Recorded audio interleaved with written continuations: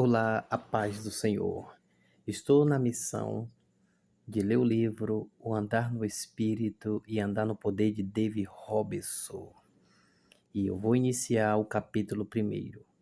No início de cada capítulo existe uma profecia vinda do Espírito Santo, que diz assim: Pois em meu espírito está a profundidade da sabedoria, a qual você adquire pelo meu espírito, diz o Espírito da graça. Pois estas coisas estão escondidas em um mistério. Eu tornei esse mistério disponível àqueles que estão na igreja da minha graça. Aprenda como permanecer na minha presença. Aprenda como permanecer em sua face, e eu desvendarei tesouros escondidos em um campo, e vocês verão, diz o Espírito da graça, que até mesmo o diabo cederá. Peço a compreensão e o apoio de vocês para que assine neste canal, possa estar compartilhando também essa mensagem para que mais vidas sejam abençoadas. Vamos lá para o capítulo 1. Capítulo 1. A obra do Espírito Santo dentro de você. Na eternidade do passado, um plano vasto e complexo, desvendado para a humanidade, veio de Deus para nós, na sua infinita sabedoria, dentro de sua visão para todos os tempos. Ele não deixou nada de fora. Ele passou por gerações e gerações planejando cada detalhe intrínseco de toda a vida que viveria na face da terra.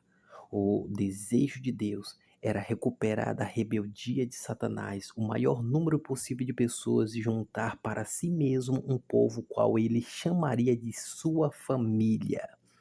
Em algum lugar, na elaboração do plano divino, muito antes do início dos tempos, Deus se deparou com o seu nome. Então, ele formulou um plano perfeito somente para você, inigualável a qualquer outro, para qualquer outra pessoa que já nasceu de novo. Imaginei Deus, o Pai, encontrou através do grande vazio do espaço do tempo o momento em que você viveria sobre a terra. Então, ele decidiu precisamente como aquele momento seria preenchido. Subtítulo: Nós precisamos escolher o plano dele. Deus criou um plano maravilhoso para cada um de nós. Em seu plano, nós fomos predestinados para nos tornarmos seus filhos e filhas pela cruz. Mas um grande obstáculo está entre nós e os propósitos perfeitamente criados por Deus. Usando o livre-arbítrio que Ele nos deu, nós devemos escolher andar em seu plano ordenado para nossas vidas. Deus procura uma maneira de se aproximar de cada um de nós a fim de apresentar o seu plano pessoal para nossas vidas. Ele começa com a pregação da cruz, que nos encoraja a aceitar Jesus como seu Salvador e Senhor. Se aceitarmos Jesus, tomamos o primeiro passo dentro do plano de Deus. Predestinou para antes da fundação do mundo. Mas se o rejeitarmos, como muitos antes de nós fizeram, viveremos e morreremos sem nunca ter tomado esse primeiro passo, a salvação, dentro do propósito divino para nossa existência. Certa vez, quando eu estava ministrando na Índia, olhei para milhares de pessoas diante de mim e fiquei maravilhado em perceber que Deus poderia ter um plano específico para todo e qualquer indivíduo daquela vasta multidão. A verdade é que Deus formulou um plano perfeito para toda pessoa nascida de Adão, desde Adão. Ele apenas espera que cada uma descubra o que é esse plano e escolher andar nele.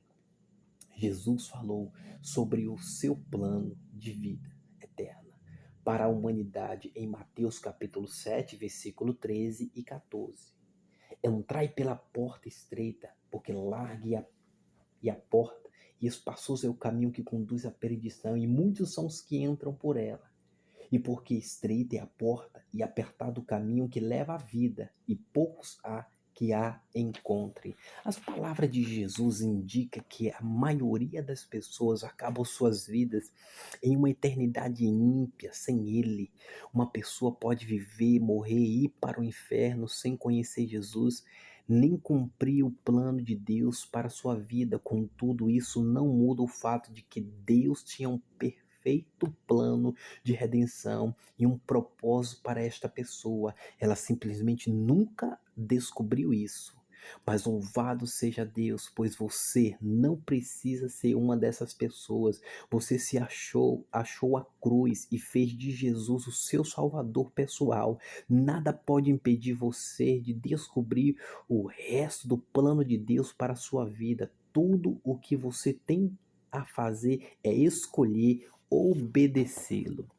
O Espírito Santo ora por nós. Subtítulo: em algum lugar, de alguma maneira, no grande e maravilhoso plano de Deus para a sua criação, o seu nome apareceu e Deus, na sua eterna sabedoria e conselho, preparou um plano perfeito para a sua vida pessoal. Então, o Espírito Santo fez algo maravilhoso. Ele ouviu diligentemente todo e qualquer detalhe da sua vida, enquanto o Pai planejava o seu nascimento, o seu ministério, a sua prosperidade e todo aspecto da sua redenção.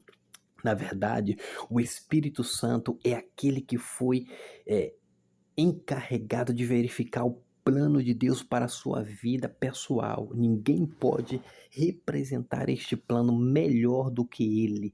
Ele estava lá, ele ouvia Deus, o Pai, planejar todo o mínimo detalhes. E isso não é tudo. Esta terceira pessoa da Trindade está face a face e absolutamente na mesma altura espiritual que os outros dois membros da Trindade, o grande Jeová e o poderoso Logo, Jesus. Mas além da sua regeneração, como um filho de Deus, o Espírito Santo verdadeiramente consentiu fazer morada dentro do seu espírito e oferecer seus serviços a você. É uma das principais razões pelas quais ele veio foi para orar por você, porque Deus enviou o Espírito Santo para morar dentro de você, porque ele para que ele pudesse transformar você de acordo com a imagem de seu filho, a fim de realizar este objetivo. O Espírito Santo trouxe consigo sua própria linguagem de oração para que pudesse orar por tudo o que lhe diz respeito. Com essa linguagem de oração, ele se envolve diretamente com você em relacionamento único, que é independente de qualquer outra pessoa, até mesmo da sua própria mente. Quando o Espírito Santo ora por você, ele pega o plano que ouve do Pai falar e derrama no seu espírito a linguagem usada para expressar o pleno o plano. Enquanto este flui em você, a linguagem sobrenatural das línguas. Toda vez que você der ao Espírito Santo oportunidade, ele usará esta linguagem para orar pelo seu chamado, para orar o plano de Deus, para edificar e carregar você com o seu santo poder. Ele se emprestará a você à medida que a sua fé permite que ele seja ativado dentro do seu espírito. Ele tirará de você tudo o que Jesus já o libertou e o colocará em tudo que Jesus disse que você é nele. Se você quiser, você pode entrar no seu quarto e orar nesta linguagem sobrenatural por 2, 4 ou até mesmo 12 horas, e Deus, o Espírito Santo, criará toda e qualquer palavra que sair da sua boca. Isso é sua a escolha de orar ou não. Mas toda vez que você realmente escolher orar, você sairá daquele momento de oração mais edificado em seu plano e propósito do que se você não tivesse feito isto. O plano de Deus para você está no Espírito e o Espírito Santo está em você. O Espírito Santo está armando com o conhecimento de tudo o que ele ouviu sobre o plano de redenção de Deus para você antes da fundação da terra. E toda vez que ele prescruta o seu coração, ele faz isto com a intenção de orar este plano à mente de Deus ao seu respeito, dentro da sua vida. A lei natural se tornou submissa. Subtítulo: eu estou cheio do Espírito desde muito tempo atrás e eu ainda fico maravilhado que a terceira pessoa da Trindade tenha escolhido vir e iniciar sua morada em nós. Pense que, por nosso convite, ele nos enche em batismo e prevê o plano de Deus para nossas vidas, e isso é muito mais maravilhoso do que podíamos esperar. É a linguagem sobrenatural que ele traz consigo para nos ajudar a encontrar o plano perfeito e talvez o maior fenômeno de todos. Quantos mais encontrar, Quantos mais encontrarmos o plano de Deus, mais o Espírito Santo, o qual é o executor da lei espiritual, será capaz de trazer a submissão à lei natural em nossas vidas, a qual governa as circunstâncias que nos cercam, indo ao nosso favor ou contra nós, tornando-nos tanto ricos quanto pobres, doentes ou sadios, felizes ou tristes, mas Deus designou a lei natural para ser feita subordinada à espiritual, e é uma vez que o plano divino para nossas vidas vem do próprio coração de Deus, ele é o impor posto como a lei espiritual. Quando nós passamos qualquer que seja a quantidade de tempo orando no Espírito Santo, nós estamos com gemidos, clamando os segredos divinos ou as leis espirituais, e ele, então, emprega aquelas leis para que vejamos que as circunstâncias, as leis naturais, alinhem-se com o propósito do plano de Deus para nossas vidas. Nós não podemos orar consistentemente por muito tempo sem que as coisas que não pertencem ao plano de Deus para nós comecem a desaparecer. Uma vez eu perguntei ao Senhor: por que você nos dá uma linguagem tão peculiar para usarmos em oração? Veja o que ele falou ao meu espírito. Entre os homens nunca existiu uma linguagem que tivesse um vocabulário para expressar tudo o que eu sou em você através de Cristo Jesus. Uma vez que esta linguagem não existia com um tal vocabulário, eu tive que criar minha própria e emprestá-la a você enquanto estivesse na terra. E só a emprestei até que você chegue ao céu. Depois disso, ela cessará. Enquanto isto, você conhecerá em parte, porém eu conheço todas as coisas, meu plano inteiro de redenção para toda a eternidade. Seja lá quando o diabo vier contra você, não se preocupe com isto. Por causa das suas enfermidades, eu entrarei fazendo intercessão por você de acordo com este plano. Embora você saiba somente em parte, eu orarei a parte que você precisa. A grande troca, negociando o nosso plano pelo plano de Deus. Subtítulo: existe uma troca sobrenatural que acontece quando oramos em outras línguas. Veja o que está escrito em Romanos capítulo 8, versos 27 e 28. E aquele, o que sonda os corações, sabe qual é a mente do Espírito, porque segundo a vontade de Deus é que ele intercede pelo santo. Sabemos que todas as coisas cooperam para o bem daqueles que amam a Deus, daqueles que são chamados segundo o seu propósito. O que significa aquele que sonda os corações? Significa que o Espírito Santo sonda o seu coração com a intenção de remover tudo o que é contrário à vontade de Deus. Seu Pai o edificador. Então, o Espírito Santo coloca em seu coração o plano que ele ouviu para a sua vida pessoal antes do início dos tempos, quando Deus formulou seu plano para você. Ele ora o plano perfeito de Deus em seu espírito, para que você não somente conheça o que você é chamado para fazer, mas como realizar este chamado no momento perfeito da vontade e do poder de Deus. Deus negocia seus planos e ideias naturais por meio da troca sobrenatural que é dele, através das línguas, para edificação pessoal. Você pode saber sem nenhuma sombra de dúvida que enquanto você se entrega a esta troca divina, todas as coisas, na verdade, concorrem para o seu bem, porque você ama a Deus e é chamado de acordo com o seu propósito. Ele nos ajuda a achar nosso chamado. Subtítulo: Contudo, você não pode descobrir qual propósito de Deus o chamou para realizar apenas lendo a Bíblia.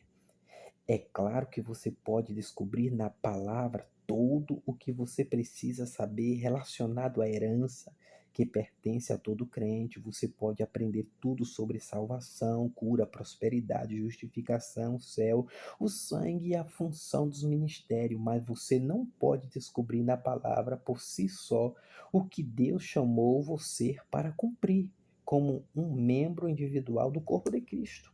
Não existe na Bíblia o livro do Robson que eu possa consultar com fontes de instruções pessoais. Eu tenho que descobrir meu chamado divino pela revelação que o trabalho pessoal interno do Espírito Santo me dá.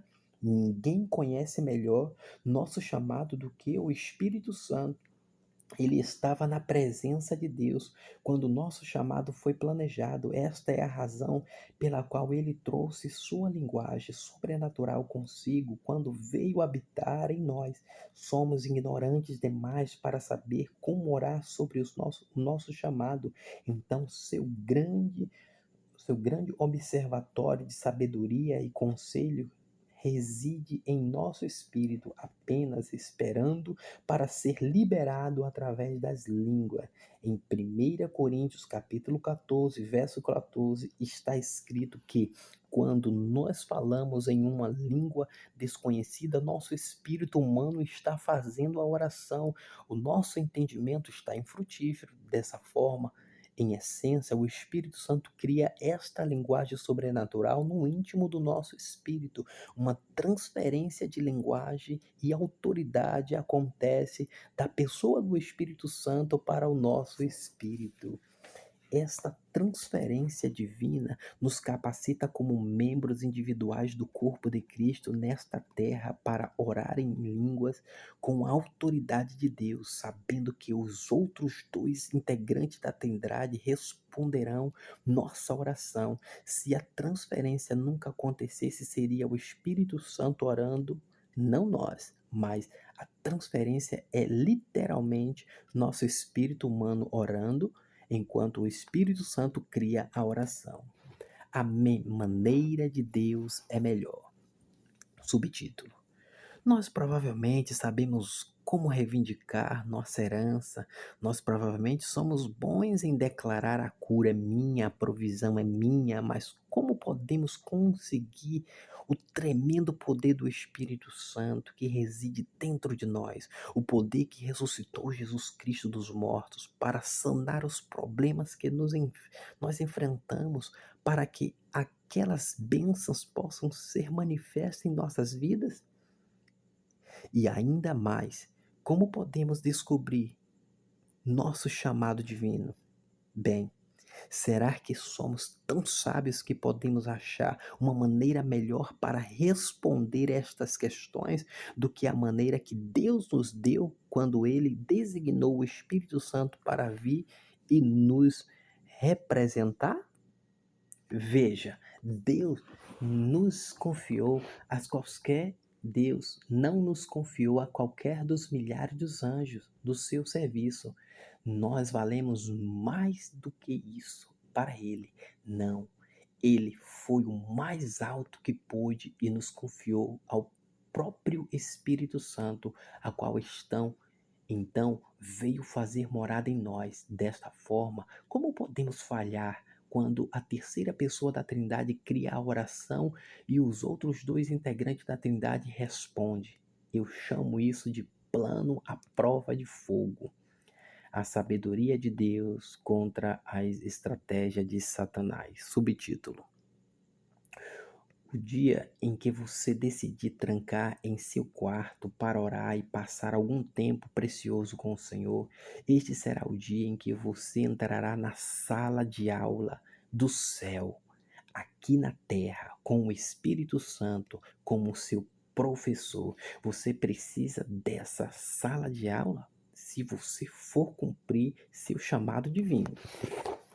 Lembre-se, Deus nos disse para sermos sábios como a serpente e simples como as pombas. Mateus capítulo 10, verso 16. Por que Deus diria uma coisa assim? Porque Satanás tem todo o arsenal de armas que só podem ser combatidas pela sua sabedoria.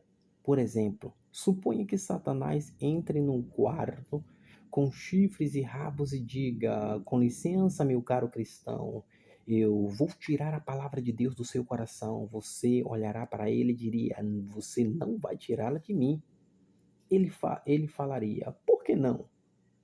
Porque você é o diabo. Quem me denunciou? Ele perguntaria: seus chifres e seus rabos, esta é a maneira tradicional que o diabo se mostra no folclore cristão.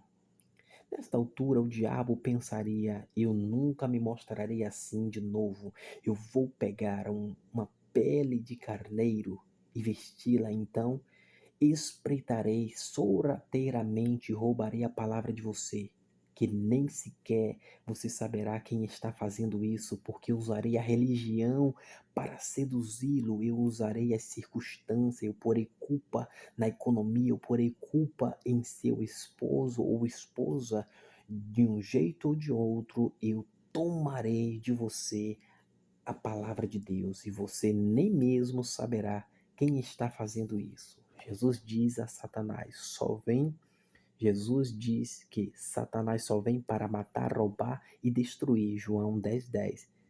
E você bem sabe, o diabo é bom nisso. Ele não faz nada, mais nada, senão essas três coisas, as quais são suas especialidades desde que sua luz apagou e caiu do céu. Isaías capítulo 14, versículo 12. E se você julgá-lo mal, se não levá-lo a sério, ele poderá destruir você. Agora, veja que devemos ser sábios como as serpentes e simples como as pombas. Ainda assim, algumas pessoas dizem que não precisa da ajuda do Espírito Santo na oração. Elas rejeitam a língua de Deus, recusam permitir que ele ore a mente de Deus para elas, hora após hora. Contra quem elas acham que estão operando? Um medíocre espiritual? Satanás não é um inimigo para se desprezar. Ele é esperto e vem por uma única razão: matar. Ele não faz nada mais do que isto. Ele não sabe nada mais do que isto. E se você não tomar cuidado com as suas estratégias, pela sabedoria de Deus, ele terá sucesso em matar tudo o que é bom em sua vida. Já que isto é verdade, como um crente pode achar ser um sacrifício passar 2 ou 3 horas de oração? O que ele está querendo dizer com isso? Eu fiz um grande sacrifício pessoal ontem à noite e deixei Deus orar por mim durante 3 horas. Não, este crente não fez um grande sacrifício. Ele simplesmente apreciou o privilégio inestimável de orar no Espírito.